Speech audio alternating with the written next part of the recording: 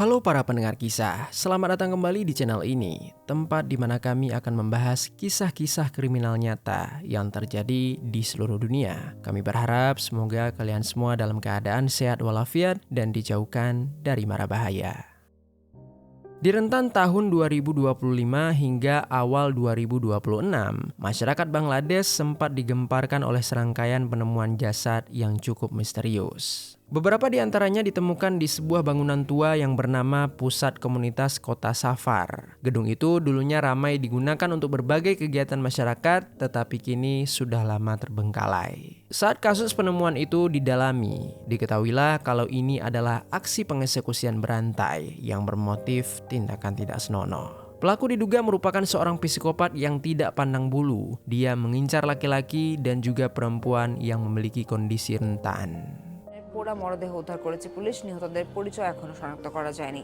এ নিয়ে গেল 6 মাসে ভবনটি থেকে Bagaimana kasus ini bisa terungkap setelah beberapa korban tewas meregang nyawa? Jadi beginilah kisah di baliknya. Pendengar kisah, sebelum kita mulai, aku mau ngasih tahu dulu nih salah satu produk yang bisa kalian check out di fitur belanja yang ada di bawah. Ini adalah sepatu pantofel merek Rions. Desainnya elegan dengan kulit yang berkualitas, sehingga nyaman dipakai seharian. Cocok untuk kalian gunakan ke acara formal maupun informal. Jika kalian tertarik, langsung saja klik link yang ada di bawah ini. Di kota Safar, wilayah ibu kota Dhaka, Bangladesh, pada tanggal 4 Juni 2025, seorang warga menemukan sesosok jasad perempuan lansia bernama Asma Begum yang berusia 75 tahun. Korban ditemukan tergeletak di tanah, tepatnya di belakang sebuah warung teh. Awalnya, orang-orang yang melihat mengira kalau Asma Begum hanya pingsan karena cuaca yang panas. Selain itu, warga sekitar juga tidak mendengar keributan atau tanda-tanda mencurigakan sebelumnya. Ketika polisi tiba di lokasi, mereka juga tidak menemukan sesuatu yang terlihat janggal. Namun beberapa waktu kemudian, hasil otopsi justru mengubah arah penyelidikan. Laporan medis menyatakan kalau kematian Asma Begum bukanlah kematian alami, melainkan akibat sebuah cekikan. Tetapi meski begitu, di saat itu kasus dicatat sebagai kematian tidak wajar dan perlahan mulai terlupakan. Hampir 2 bulan berlalu, tepatnya di tanggal 29 Agustus 2025. Polisi kembali menerima laporan. Kali ini dari seorang warga yang mengeluhkan bau busuk yang sangat menyengat dari sebuah bangunan tua. Bangunan itu bernama Safar Municipal Community Center. Bangunan tersebut dulunya sering dipakai masyarakat untuk berbagai acara, tetapi sekarang sudah rusak, sepi, dan dipenuhi semak-semak. Ketika polisi memeriksa bagian dalamnya, mereka menemukan sesosok jasad pria berusia sekitar 30 tahun, di mana kondisinya sudah membusuk serta tangan dalam posisi diikat. Setelah pemeriksaan forensik dilakukan, penyebab kematiannya juga dipastikan akibat dicekik dengan secara sengaja. Lalu beberapa bulan berikutnya, kejadian serupa kembali terulang. Warga lagi-lagi melaporkan bau yang menyengat dari bangunan yang sama. Di tanggal 11 Oktober 2025, polisi kembali datang ke lokasi dan menemukan jasad untuk kesekian kalinya.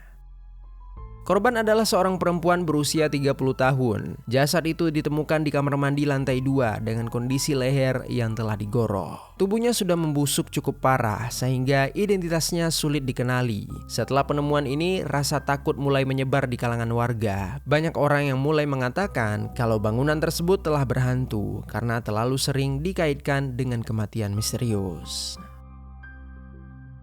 Sebulan kemudian, tepatnya pada tanggal 19 Desember 2025, polisi kembali menemukan jasad. Korban adalah seorang pria yang diperkirakan berusia 35 tahun. Berbeda dengan korban sebelumnya, jasad kali ini ditemukan dalam kondisi sebagian terbakar. Polisi menduga pembakaran itu dilakukan untuk menghilangkan jejak kejahatan. Dan pada titik inilah kecurigaan polisi mulai menguat. Mereka mulai mempertimbangkan kemungkinan kalau semua kematian itu berkaitan dan mungkin telah dilakukan oleh orang yang sama. Polisi juga menyadari bahwa gedung itu menjadi lokasi yang sangat ideal bagi seseorang yang ingin melakukan kejahatan tanpa terlihat. Area tersebut jarang dilalui oleh warga dan kamera pengawas juga tidak terdapat di sana sebelumnya. Oleh karena itulah, setelah beberapa kali menemukan jasad di area tersebut, akhirnya polisi pun memasang beberapa kamera CCTV di sekitaran bangunan sebagai upaya untuk meningkatkan pengawasan dan memantau aktivitas yang mencurigakan. Selain memasang kamera, polisi juga sesekali memeriksa langsung kondisi bangunan. Dalam beberapa minggu setelah penemuan jasad pada bulan Desember, mereka sebenarnya tidak menemukan hal yang mencurigakan. Tetapi tiba-tiba saja situasi berubah drastis pada tanggal 18 Januari 2026. Saat kembali memeriksa lokasi, polisi justru menemukan 2 jasad yang terbakar di dalam kamar mandi lantai 2. Salah satu jasad diketahui merupakan seorang pria tunawisma, sementara jasad yang lainnya adalah seorang perempuan bernama Tania Akter. Identitas Tania bisa diketahui cukup cepat karena ibunya ternyata sudah membuat laporan kepada pihak kepolisian sejak tanggal 1 Januari 2026. Tania sendiri merupakan seorang perempuan autisme yang berusia 25 tahun. Dia tinggal bersama ibunya serta 6 saudara kandungnya. Meskipun Tania memiliki keterbatasan mental, tetapi keluarga Tania sangat menyayanginya dan selalu berusaha merawat Tania dengan baik. Namun yang membuat kasus ini semakin mengejutkan adalah fakta yang muncul setelahnya. Ternyata 2 hari sebelum jasad Tania ditemukan, tepatnya pada tanggal 14 Januari 2026, tim polisi yang sebelumnya memeriksa gedung tersebut sempat melihat Tania di lokasi itu.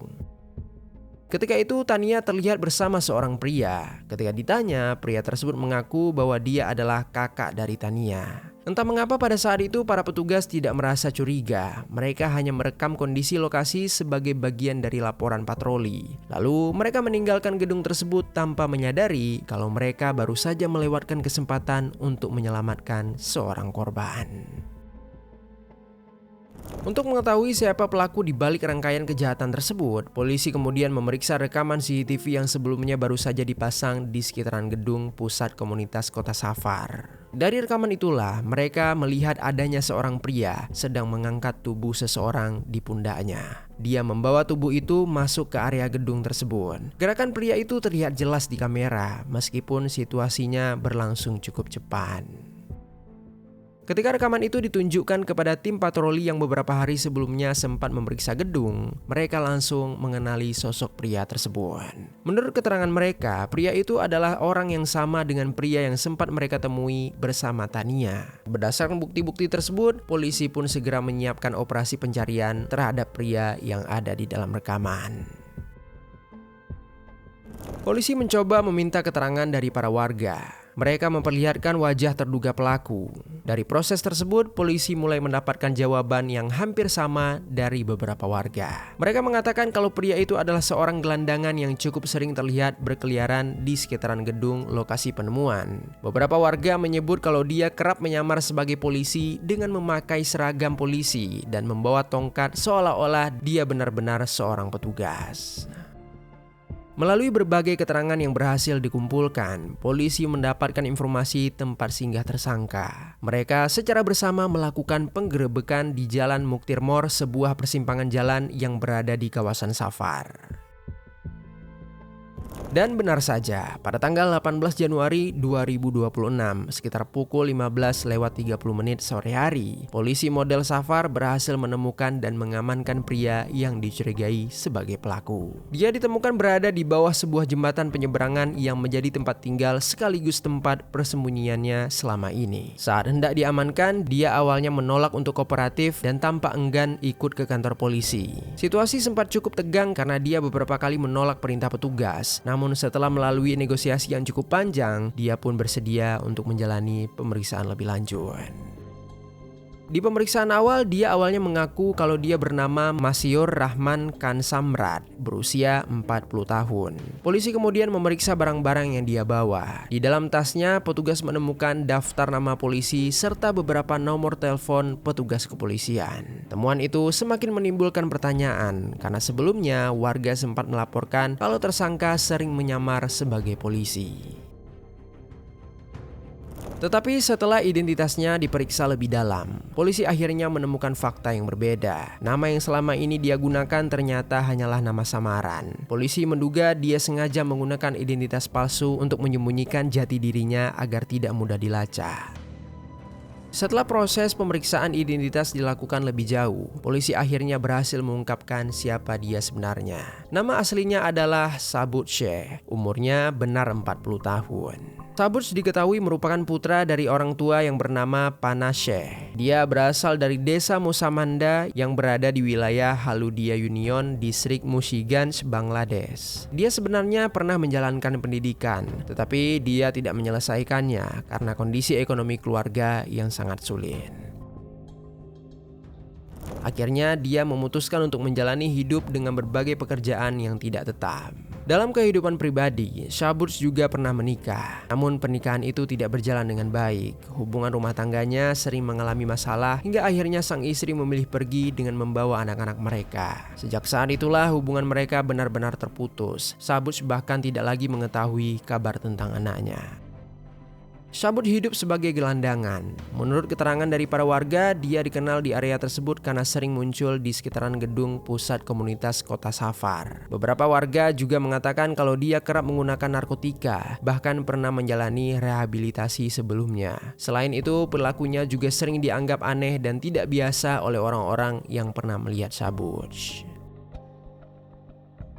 Setelah beberapa lama menjalani interogasi di kantor polisi, Sabut akhirnya mengakui kalau dia telah melakukan serangkaian pengeksekusian selama beberapa bulan terakhir. Dalam pengakuannya, dia mengatakan kalau ada total 6 korban yang telah dia eksekusi.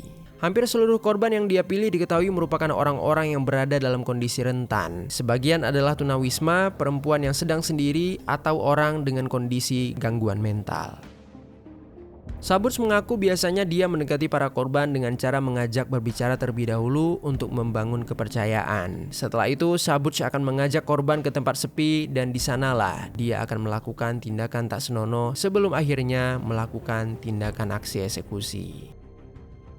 Meski alasan itu terdengar tidak masuk akal, penyidik melihat Sabut berusaha menghilangkan jejak setelah melakukan kejahatannya, sehingga mereka menduga kalau Sabut melakukan itu semua secara sadar. Akhirnya polisi pun berpikir kalau Sabut memiliki kecenderungan psikopat dan secara sengaja menargetkan orang-orang yang lemah dan mudah dijadikan target.